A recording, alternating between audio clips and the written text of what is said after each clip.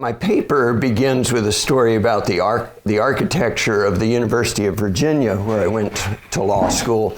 But I thought I would actually begin my summary of the paper with something completely outside the paper, which is a story about Louis Brandeis. And as you see, I contrast Louis Brandeis and Oliver Wendell Holmes as, I think, kind of representative of the 19th century view and then a representative of the 20th century view. Louis Brandeis, by the way, was the subject of two articles that, they're little articles that Alan Dershowitz did. I think it was for the New York Times. And he did one article on the three most influential Supreme Court justices in the United States, and then one article on the five most influential lawyers in the United States. And Louis Brandeis was in both groups. So he's, and of course, Alan Dershowitz, everybody might have their own lists, but there's one thoughtful guy that points to Brandeis. So anyway, as many of you know, federal judges have law clerks who do their research, and they've just graduated from law school, and they learn a lot while they're there. Louis Brandeis had a lot of luminaries as his law clerks, people who went on to do amazing things. One of them was Dean Acheson, who became Secretary of State under Truman, involved in the Marshall Doctrine, the establishment of NATO, et cetera. And so he did his own biography and talked a lot about his experience with Brandeis. And one of his stories I thought I'd share with you. So Dean Acheson and a few of the law clerks put together a dinner between Brandeis and Manley Hudson, who was a law professor at Harvard. And as Acheson describes it, he says, the clerks guided the conversation to prohibition and provoked Hudson to assert that, quote, moral principles were no more than generalizations from the mores or accepted notions of a particular time and place. And then Acheson reports, and I'll quote this section, the eruption was even more spectacular than I had anticipated. The justice wrapped the mantle of Isaiah around himself, dropped his voice a full octave, jutted his eyebrows forward in a most menacing way, and began to prophesy. Morality was truth, and truth had been revealed to man in an unbroken, continuous, and consistent flow by the great prophets and poets of all time. He quoted Goethe in German and from Euripides by way of Gilbert Murray. On it went an impressive, almost frightening glimpse of an elemental force. When at length we were on the sidewalk in front of Stoneleigh Court, I asked Hudson what he thought now about the scientist of law. He stood there shaking with emotion, making little gestures as though trying to get his cuffs out of his coat sleeves. Monstrous, he kept saying, it's monstrous, monstrous. Here indeed was proof of my thesis. This is Acheson's thesis. My thesis expounded to Felix Frankfurter that if some of Brandeis's admirers knew him better, they would like him less. Well, that just shows, sort of the tension between I think, between the 19th and 20th century views. And Manley Hudson and Oliver Wendell Holmes wound up winning the day. I mean, their notion is captured in Felix Cohen, the title of his Law Review article, called Transcendental Nonsense and the Functional Approach. And though interesting, Oliver Wendell Holmes and Louis Brandeis were best friends, the best friends. When Oliver Wendell Holmes got to the age where he was, making mistakes, not making that much sense, here's a sort of somebody who strikes fear into everybody. And it was Louis Brandeis that went to him and said, it's time to retire. Holmes sat down right then and wrote his resignation letter. And then Brandeis would see him once a week thereafter. So I edited a series of Brandeis's papers, and it was a great treat for me. Anyway, they won the day, that is the Hudsons, Holmes, and Cohens. And when I was in law school, the two schools that still are around, or their progeny are around, that both trace their roots to Oliver Wendell Holmes, emerged. One was the critical legal studies group on the left, critical race theory, critical feminist theory, all that flows from that. They speak very prophetically and I think powerfully about injustices within the country, but their underlying theory is that all law is power, and it's just a matter of gaining power. There's no underlying right or wrong to it. It's just a question of who's running the show. And I guess I would identify them as running the show now in the legal academy. They're the ones that are primarily on the panels at conferences, et cetera. I mean, the other school, law and economics, I think intellectually is kind of running the show. I mean, you can't write an article about anything without talking about efficiency and giving a law and economics critique to it. And it's sort of in its normative mode says that the real purpose of law is efficiency. And I, by the way, when as a Christian would say there's things to learn, there's value in both of these, but both of them are reductionistic. The other school that hasn't gained nearly the influence that they have, but that has given credibility, I think, to a more 19th century viewpoint, is the new natural law theory. The champion of this within legal education has been John Finnis out of Oxford and Notre Dame. He splits his year between the two of them, and I give a little, I'll come back to him later at the end because I want to compare what he has to say with Dallas Willard, with what Dallas says. So that's Germaine Gréget, maybe better known among the philosophers, Robbie George among the political activists among you, but John Finnis is within legal education's the champion of the new natural law. So that's kind of legal philosophy. The paper I talk also about legal ethics, and you see parallel developments there, also in many ways epitomized by Brandeis and Holmes and things that they said.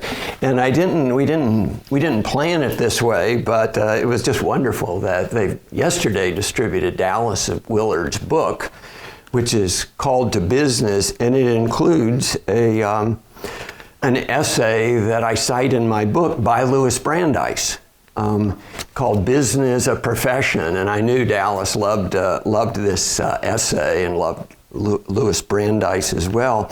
But in this essay, the whole movement, the notion that law is a profession anymore, people just sort of kind of scoffed at that notion. Some of us are trying to rehabilitate it, but Brandeis thought the movement should be completely in the opposite direction, that business should adopt professional standards, et cetera. And when he describes when he defines what a profession is, number one, is the level of learning required. Number two, it's an occupation which is pursued largely for others and not merely for oneself. Three, it's an occupation which the amount of financial return is not the accepted measure of success.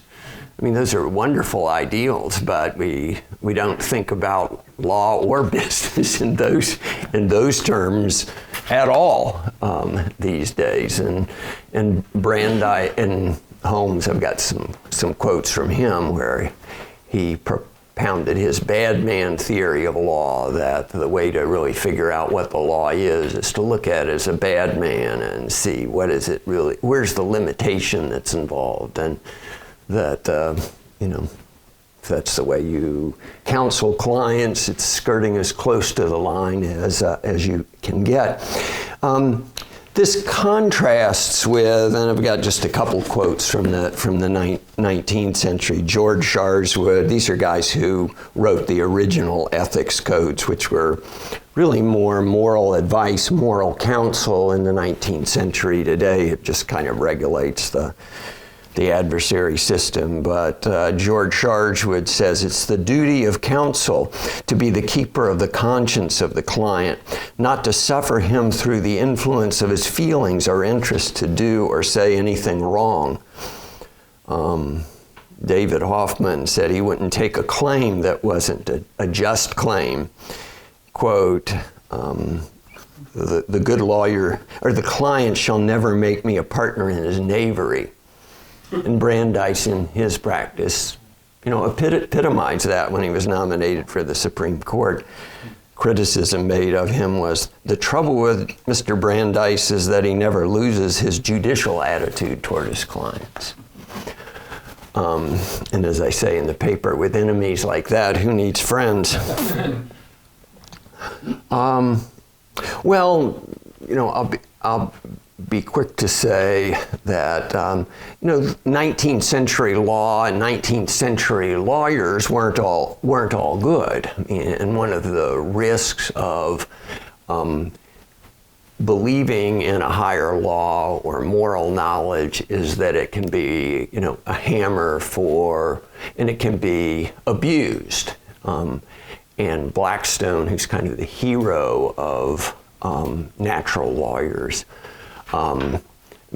he believed slavery was consistent with the common law. Now, he came around, interestingly, by the influence of some people associated with the Clapham sect. That's another story. But natural law in legislation and in law can be used to assert power by the forces with power. This is what gives some substantial amount of strength to the criticism that was waged against it. And lawyers can abuse the authority that they have. Can be paternalistic, can be authoritarian, and can fail to listen to clients, can fail to really speak for clients. I love Brandeis's little quote, which he used over and over and over again. All of his law clerks heard this one from Euripides: the worldly wise are not wise, claiming more than mortals know. And so, if we're going to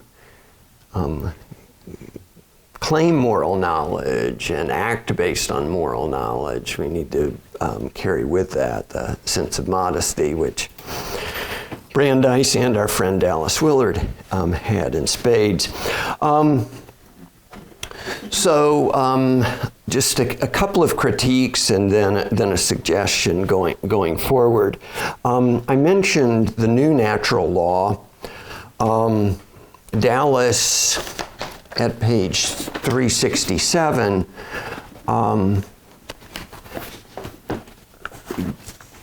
gives us his definition of a good person, or begins to define a good person. And he identifies a good person. He defines good persons are individuals that are intent upon advancing the various goods of human life with which they are effectively in contact in a manner that respects the relative degrees of importance of those goods and to the extent to which their actions can actually promote the existence and maintenance of those goods. And then over on the next page, down at the bottom, he identifies what he means by human goods. And the thing that struck me about Dallas's structure here was how closely it parallels the new natural law. And so on the chart here, I've got from page 368, here are the human goods that Dallas identifies: water, food, environment, etc. And the new natural law folks, they define morality as the pursuit of basic human goods, using starting with what are the basic human goods, using practical reason to discern as a moral matter what we should do, and as a legal matter what the law should do. And they list, John Finnis's list, everybody's list is a bit different, is I've put up here life, knowledge, play, aesthetic experience, friendship, practical reasonableness, and religion. I was really surprised that Dallas's book never mentions the new natural law. I'd love to, for the philosophers in the group to maybe, and people who knew Dallas more on the philosophy side, to explore the differences between the two, the analogies between the two. Yesterday, number two, a lot of the philosophers threw up their hands and expressed outrage at, the quote. I think it had to do with Plato. Was it Plato in the book, which sort of hit right at the heart. And Dallas, how can you say that? And I guess the thing that struck me about the book is how Dallas, works so hard to avoid mentioning religion at all. Down at the bottom of page 373, he's defining the good person, and the good person in particular treats those immediately around him with respect and care. He says that the well-known moral theories have the least to say about personal interaction, and I guess he's talking about moral theories like Rawls. But then he says, by contrast, moral sayings are mainly focused upon the face-to-face interactions.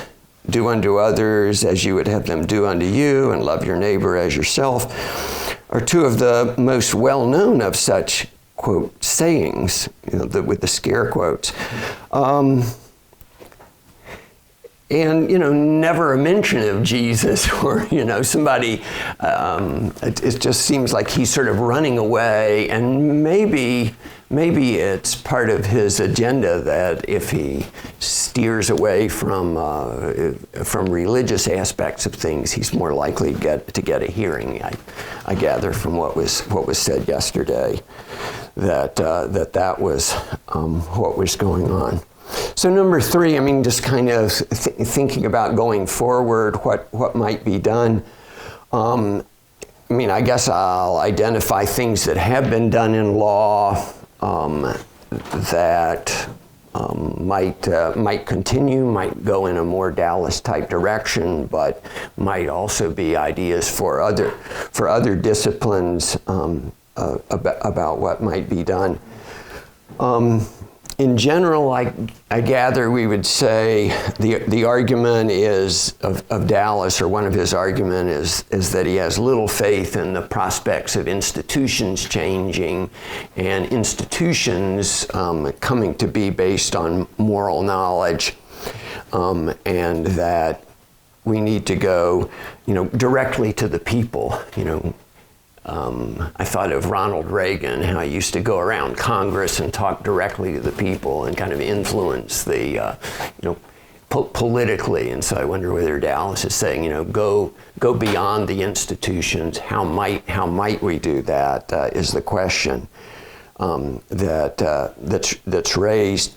And I think in the legal discipline of I mentioned earlier when we'd have these law professors meetings, there would be sort of groups on the side that would be meeting. There would be a law professors Christian fellowship. The one that has really had enormous influence, though, has been the Federalist Society. And they do wonderful conferences. They have a broad range, far left, far right group that are on their panels, and As you may know, they've been very influential in having judges appointed, whether they've sold their soul, sort of trading political support for Trump for judicial influence. I don't know, I guess is yet to be seen, but they've got people who are, in my mind, wonderful judges and justices that have been appointed. And I mean, Judge Gorsuch, as I mentioned, he did his graduate work under John Finnis at Oxford. It'll be very interesting to see sort of where he goes as a Supreme Court justice. And then there's also a group called the Blackstone Fellows, I guess our best students, our best conservative students, social conservative and otherwise, go and do summer programs where they get exposed to a lot of, I think, very thoughtful ideas. So I think, taking academic institutions that maybe we don't have much chance of really changing, but then trying to figure how we might piggyback on stuff that's going on with them and have an influence on folks that might be interested would be one suggestion.